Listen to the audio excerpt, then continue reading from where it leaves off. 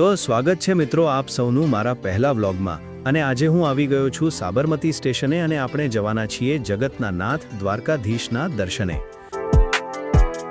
આમ તો આ ટ્રેન અમદાવાદથી ઉપડે છે પણ પશ્ચિમ અમદાવાદમાં રહેલા લોકોને આ સ્ટેશન સારું પડે।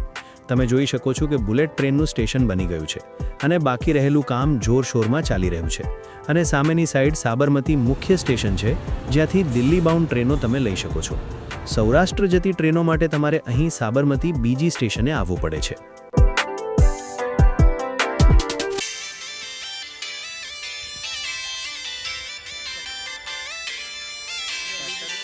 તો આપણી ટ્રેન પહેલા નમો ભારત ટ્રેન રેપિડ રેલ આવી છે જે પણ તમે અહીંથી પકડી શકો છો।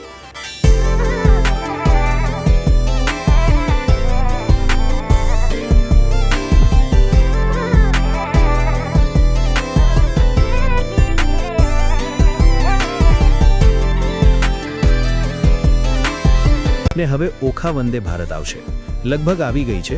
અમદાવાદ કાલુપુર સ્ટેશનેથી આ ટ્રેન 6:10 ઉપડે છે જે લગભગ રાતે 12 વાગે દ્વારકા ઉતારે છે।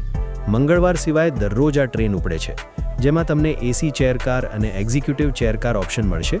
રેગ્યુલર ચેર કાર તમને 1100 સુધીમાં પડે છે જ્યારે એક્ઝિક્યુટિવ ચેર કાર તમને 2100 રૂપિયાની આસપાસ પડશે। તો આપણે ટ્રેનમાં બેસી ગયા છીએ।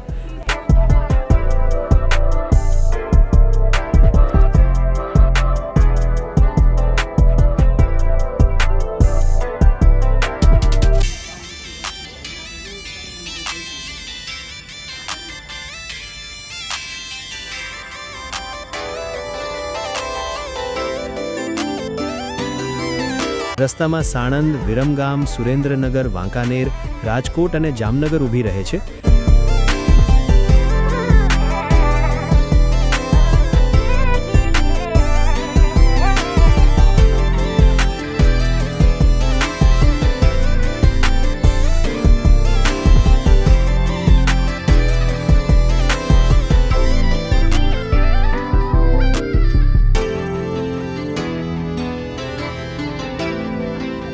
ને ટ્રેન સાણંદ છોડે તરત તમને ચા નાસ્તો મળી જવાનો છે જેની ક્વોલિટી તમે જોઈ શકો છો ઘણી સારી છે।